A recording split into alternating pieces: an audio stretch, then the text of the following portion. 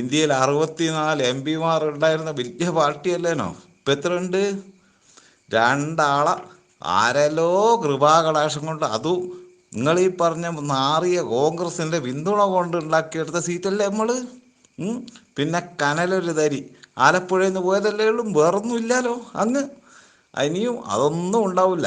കഴിഞ്ഞ 8 വർഷക്കാലമായി കേരളത്തിൽ നടക്കുന്നത് ഏകാധിപതി ഭരണമാണ്. അത് അവസാനിപ്പിച്ചില്ല എങ്കിൽ കേരളം കുട്ടിച്ചോറാകും എന്ന് പറയുന്നത് മറ്റാരുമല്ല, സഹാക്കൾ തന്നെയാണ്.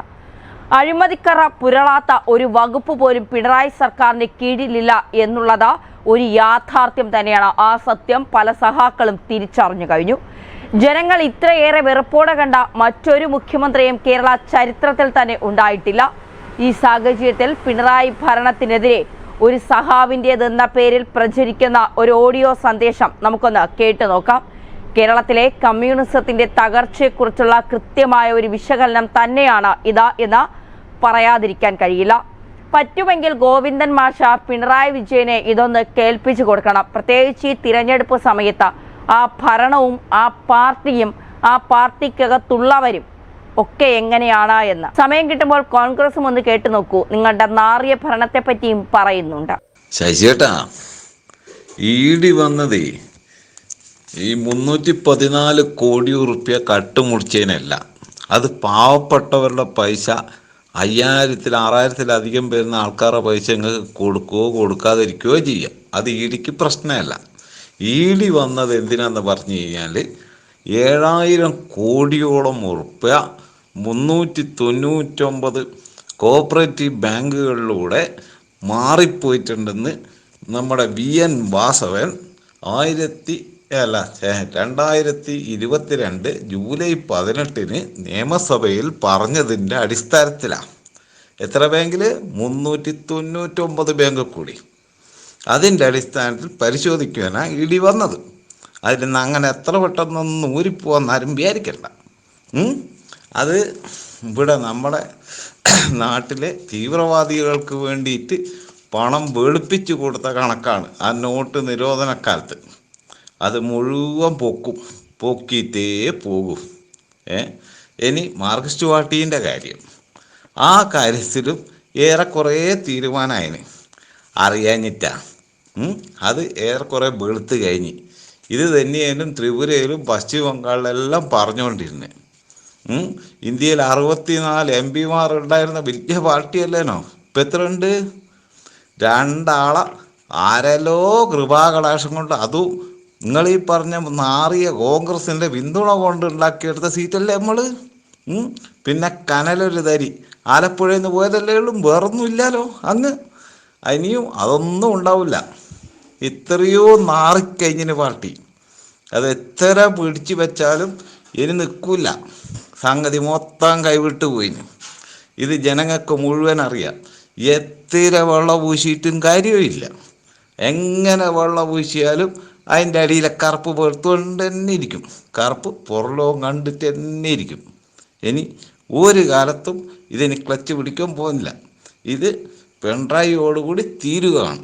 ഇതോടുകൂടി CPM എന്ന് പറയുന്ന സാധനം തീർന്നു. നിങ്ങൾക്ക് എന്തെങ്കിലും സംശയം ഉണ്ടെങ്കിൽ അങ്ങോളം ഇങ്ങോളം ബാക്കി വാർത്തകൾ കൂടി ഒന്ന് കേൾക്ക്. ദേശാഭിമാനി ഇപ്പം കട്ടുമുടിച്ചത് കേട്ടല്ലോ. എത്ര ലക്ഷക്കണക്കിന് ഉറുപ്പ്യ ഓരോ സംഗതിയിൽ നിന്നും പോയതെന്നുള്ള ദേശാഭിമാനിന്ന്. ഇനി ഓരോന്നും കൈരളിയിലും കട്ടുമുടിച്ച ചരിത്രം ഇപ്പം കൈരളിയിലും വരുന്നത്. നമ്മുടെ ധനമന്ത്രീൻ്റെ ഏട്ടൻ മധു ഇപ്പോൾ ധനലക്ഷ്മി ബാങ്കിൻ്റെ ചെയർമാനായിട്ടുള്ള ആള് ഇന്ന് കേരളത്തിൽ ഏറ്റവും വലിയ കോടാനുകോടീശ്വരനാണ്.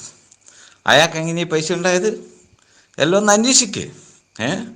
ഇങ്ങനെ ഓരോരുത്തരും നല്ലോണം ഒന്ന് മനസ്സിലാക്ക്. ഇവിടെ ഇപ്പോൾ കപ്പലണ്ടി വിൽക്കുന്നവന് കൊടുക്കുവാൻ വരെ പൈസയില്ല.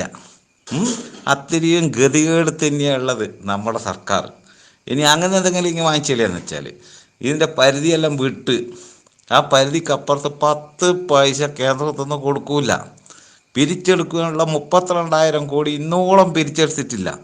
കാരണം എല്ലാം സ്വന്തക്കാരുടെ കടകളും സ്വന്തക്കാർക്ക് വേണ്ടിയുള്ളതായ സ്ഥാപനങ്ങളിൽ നിന്നാണ് പിരിച്ചു കിട്ടേണ്ടത്. ഇത് പിരിച്ചെടുക്കാൻ നിൽക്കുന്നില്ല. അതുകൊണ്ട് തന്നെ 5 കൊല്ലത്തെ കണക്ക് കൊടുക്കാത്തത് കൊണ്ട് 30,000 കോടിക്ക് മേലെ അവിടെ കിടക്കുവാണ്. ഇതെല്ലാം ശശിയേട്ടൻ അറിയാവുന്ന കഥ തന്നെയല്ലേ? ഇല്ലെങ്കിൽ ചോദിച്ച് മനസ്സിലാക്ക്. ഇല്ലെങ്കിൽ നല്ലോണം ന്യൂസുകളൊക്കെ ഒന്ന് കേൾക്കുക. എല്ലാം കേട്ടതിന് ശേഷം ഇതിനെക്കുറിച്ചിട്ടുള്ള ഒന്ന് സംസാരിക്കുക. അല്ലാണ്ട് വെറുതെ ഇങ്ങനെ തള്ളി മറിക്കല്ലേ. നാട്ടുകാർ വിചാരിച്ചു എന്താ വിചാരിക്കുക ശശിയേട്ടാ? നിങ്ങൾക്ക് തീരെ വിവരമില്ലെന്ന് വിചാരിച്ചല്ലേ? അതുകൊണ്ട് നല്ലോണം മനസ്സിലാക്കുക. മനസ്സിലാക്കിയിട്ട് വേണം എല്ലാ കാര്യങ്ങളും പറയാൻ. എല്ലാം മനസ്സിലാക്കുക, എല്ലാം വായിക്കുക, എല്ലാം കേട്ടറിയുക, എല്ലാവരോടും സംസാരിക്കുക. അപ്പോൾ നിങ്ങൾക്ക് ഇതിൻ്റെ എല്ലാം സത്യാവസ്ഥ മനസ്സിലാവും. ഞാനും ഞാളെല്ലാവരും കമ്മ്യൂണിസ്റ്റുകാർ തന്നെയായിരുന്നു നിങ്ങൾക്കറിയാലോ. പക്ഷെ ഇപ്പോൾ അതിനാരും നിൽക്കുന്നില്ല. കാരണം എല്ലാ മനുഷ്യർക്കും ഈ സാധനം മടുത്തിന്. എല്ലാവർക്കും മനസ്സിലായി ഇതെന്താന്നുള്ളതും. ഇങ്ങേയറ്റം തൊഴിലുറപ്പിൻ്റെ പെണ്ണുങ്ങൾക്ക് കൊടുക്കേണ്ട പൈസ വരെ അടിച്ചു മാറ്റിയില്ലേ? അത് കേന്ദ്രത്തിൽ നിന്ന് കിട്ടിയ പൈസയല്ലേ? കിട്ടാണ്ടൊന്നും ഇരുന്നിട്ടില്ലല്ലോ. കംപ്ലീറ്റ് അടിച്ചു മാറ്റി. ഉച്ചക്കഞ്ഞിക്ക് കൊടുത്ത 132 കോടി കാണുവാനില്ല. ഇതെല്ലാം എവിടെ പോയി?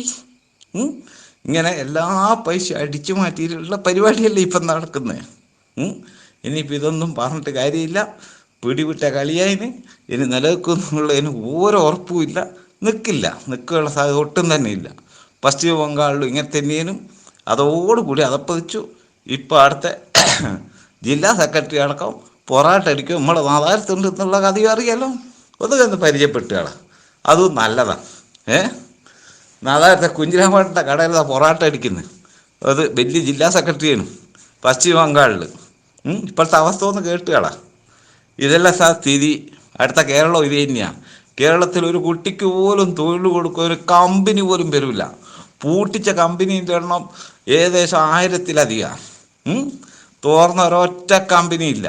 ഇന്നോളം 84 രാജ്യങ്ങളിൽ അങ്ങോളം ഇങ്ങോളം കറങ്ങി അടിച്ചിട്ടുള്ള കോടാനുകോടികളാണ്. 100 കണക്കിന് കോടികൾ ഒരു കമ്പനി കൊണ്ടുവന്നോ? ഒരുത്തന് പണി കൊടുക്കാൻ കഴിഞ്ഞോ? ഉള്ള അവരെ നേതാക്കന്മാരുടെ മക്കൾക്കും ഓരോ അച്ചിമാർക്കും എല്ലാം ജോലി കൊടുക്കാൻ വേണ്ടിയല്ലേ ഈ കോപ്പറേറ്റീവ് സൊസൈറ്റിയും അല്ലെങ്കിൽ പിന്നാമ്പുറത്ത് കൂടെയുള്ള എല്ലാം നിയമനം കംപ്ലീറ്റ് നടക്കുന്നത്. ഏതെങ്കിലും ഒരു നേതാവിൻ്റെ ഭാര്യ വെറുതെ നടക്കുന്നുണ്ടോ? ഏതെങ്കിലും ഒരു നേതാവിൻ്റെ മക്കൾ നാട്ടിൽ കൊടി പിടിച്ച് നടക്കുന്നുണ്ടോ? നിങ്ങൾ നോക്കണ്ടോന്ന്? ഒറ്റ കുട്ടിയുമില്ല. കാരണം ഓരെല്ലാം മക്കൾ വിദേശത്ത് ഡോക്ടർമാരും എൻജിനീയർമാരുമാണ്. അല്ലെങ്കിൽ ഏതെങ്കിലും വലിയ ബിസിനസ് തോക്കുകളുടെ പുറകിലാണുള്ളത്. പിണറായിൻ്റെ ആസ്തി ഇന്ന് കണക്കാക്കിയിരിക്കുന്ന ഏകദേശം പറയപ്പെട്ട് കേൾക്കുന്നതല്ല, ഏകദേശം കണക്കാക്കിയിരിക്കുന്ന 1000 കോടിക്ക് മേലെയാണ്. പറയപ്പെട്ട് കേൾക്കുന്ന 25,000 കോടിക്ക് മേലെ എന്നാ. ഇവരെല്ലാം മക്കളെല്ലാം കുറിച്ചൊന്ന് അന്വേഷിക്ക്. ഇവരെല്ലാം മക്കൾ എന്ത് ചെയ്യുന്നു? ഏടിയാണല്ലേ? എങ്ങനെയല്ല ഉള്ളത്? AK ബാലൻ്റെ മക്കളെയോ എല്ലാവരും നോക്കണങ്ങൾ. എന്നിട്ട് ശരിക്കൊന്ന് പഠിക്ക്. കണ്ണൂരിൽ ഓരോ നേതാക്കന്മാർ ഒറ്റ കുടുംബത്തിൽ നിന്ന് വന്നവരാ. ആടുന്നുള്ള 8ഓളം നേതാക്കന്മാർ. ഇവരിൽ എന്തുണ്ടാക്കി? ഇവരെ മക്കളെ എടുത്തു. നമ്മളെ മക്കൾ എടിയാണല്ലേ? ആർക്കെങ്കിലും 10 പൈസേൻ്റെ ജോലി കിട്ടിയോ? ഇവരെല്ലാം മക്കൾക്ക് എന്താ ജോലി ഇങ്ങനെ വാരിക്കൊരുക്കി കൊടുക്കുന്നത്? എന്തുകൊണ്ട് ഇവരാരും കേരളത്തിൽ നിന്ന് മുതൽ മുടക്കുന്നില്ല? ഒറ്റ കമ്പനീൻ്റെ പേര് പറ. ഞങ്ങൾ കേരളത്തിൽ ഇത്രയും വലിയ സ്ഥാപനം കൊടുക്കാൻ പറ്റുന്ന ഒരു കമ്പനി തുടങ്ങാൻ തമ്മേക്കില്ല. ഇഷ്ടം പോലെ കോറികൾ വന്നു കേരളത്തിൽ.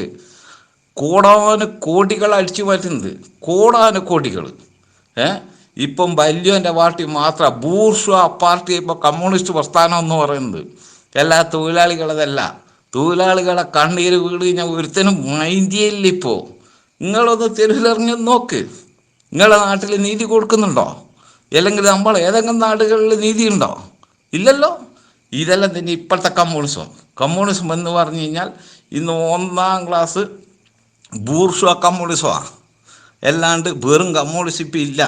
അത് നാനാറോട് കൂടി തീർന്നു. VS അച്യുതാനന്ദൻ അതിൻ്റെ അവസാന വാക്കാരി നിൽക്കുന്നു. അദ്ദേഹം കമ്മ്യൂണിസ്റ്റാണ്. വേറെ ഏതെങ്കിലും ഒരു കമ്മ്യൂണിസ്റ്റുകാരനെ കാണിച്ചാൽ ഒരു കുട്ടിയില്ല. ഇനി പറഞ്ഞിട്ട് കാര്യമൊന്നുമില്ല ശശി കേട്ടാ. ഇതെല്ലാം പിടുത്തം വിട്ടുപോയി.